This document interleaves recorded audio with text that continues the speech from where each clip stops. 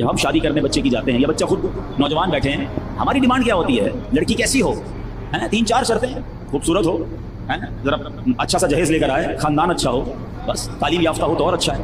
3-4 چیزیں. اچھا لڑکا کیسا ہونا چاہیے؟ اگر لڑکی والے مجھے سن رہے ہیں بزرگ اپنے بچی کے لیے رشتہ ڈھونڈتے ہیں تو کیا دیکھتے ہیں؟ وہ کہتے ہیں نا کہ مرد کی خوبصورتی تو اس کے جیب سے ہوتی ہے، رنگ روپ نہ بھی ہو پیسے والا تو پھر بھی چل جاتا ہے. لیکن بہرحال چلو دکھنے میں اچھا ہو، پیسہ ہو، ذرا غلط کوئی کام، بڑے غلط کام نہ کرتا ہو. اچھا ہمارے یہاں غلط کام بھی اپنی اپنی مرضی سے بنائے ہوئے ہیں. ہماری لسٹ کچھ اور ہے، شراب نہ پیتا ہو، جوا نہ کھیلتا ہو، ہیروئنچی نہ ہو، نشئی نہ ہو، ایسے کام نہ کرتا ہو کہ جس میں معاشرہ برا کہے. یعنی ہمارے نزدیک برائی بھی وہ والی برائی ہے جس کو لوگ برا سمجھتے ہیں. یہ چیک کرتے ہو کہ نماز پڑھتا ہے کہ نہیں پڑھتا. شراب پینا حرام، مگر نماز نہ پڑھنا اس سے بھی بڑا حرام. مگر بے نمازی کی تو کوئی پرابلم نہیں ہے. پیسے کتنے کماتا ہے یہ ضرور چیک کرتے ہیں، کدھر سے کماتا ہے یہ چیک کرتے ہیں. حرام کمانے والے کو اپنی بیٹی دینا چاہ رہے ہو، اور اگر خدا نہ خواستہ سود کا کام کر رہا ہے، سود کھانے والے کو تو اللہ سے جنگ کرنے والا کہا گیا. اللہ اس سے اعلان جنگ فرماتا ہے. تم اپنی بیٹی کا رشتہ اس کے ساتھ کر رہے ہو جو رب سے جنگ کر رہا ہے. بچے گا، بربادی ہونا ہے. اچھا پیسے حرام کے ہیں، آپ کی بچی کو بھی حرام کھلائے گا، آنے والی نسلوں کو بھی حرام کھلائے گا. But no body care. کون خیال کرتا ہے اس چیز کا؟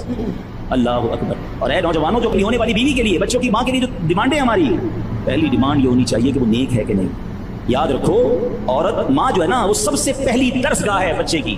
اگر ماں کا عقیدہ ہی درست نہیں ہے، وہ عورت جو ہے باعملی نہیں ہے، نمازی نہیں ہے، نیک نہیں ہے. آپ کو پتہ ہے غوث پاک جب پہلے دن مدرسے میں گئے، قاری صاحب نے کہا پڑھو بسم اللہ الرحمن الرحیم. غوث اعظم نے 18 پارے زبانی سنا دیے. پہلے تو قاری صاحب حیران ہو گئے، پھر کہا 19واں بھی پڑھو گا، اتنا ہی یاد ہے. کدھر سے یاد کر کے آئے؟ پہلے دن مدرسے میں آئے ہو. کہتے بات یہ میری ماں حافظہ 18 پاروں کی تھی، میں ماں کے پیٹ میں تھا، ماں قرآن پڑھتی تھی، میں نے ماں کے پیٹ میں 18 پارے یاد کر دیا. ٹھیک ہے یہ ان کی کرامت ہے، یہ بات یاد رکھیے گا. اگر ماں نیک ہے تو بچے پر اس کا اثر آئے گا. آپ کو پتہ ہے خاتون جنت بی بی فاطمہ امام حسن اور امام حسین کو جب دودھ پلاتی تھی اور جھولا دیتی تھی تو کیا کرتی تھی؟ تلاوت قرآن کرتی تھی. اب بتاؤ نا کیسی اولاد ملی. تو سب سے پہلا جو فارمولا اگر آپ سمجھ آ جائے نا، یقین کریں ہے بڑی گہری لائن. آج اس لائن کو یاد کر لو. اپنی بچی کے لیے رشتہ ڈھونڈنا ہو یا اپنے بیٹے کے لیے رشتہ ڈھونڈنا ہو، یا خود لڑکا سوچ رہا ہے کہ میں نے کہاں شادی کرنی ہے، یا میری بہن اگر کوئی سوچ رہی ہے، شادی اس سے کرنا جو اللہ کو راضی کرنے والی زندگی گزار رہا ہو. جو رب کو راضی کرے گا اللہ اس کو بھی راضی کر دے گا.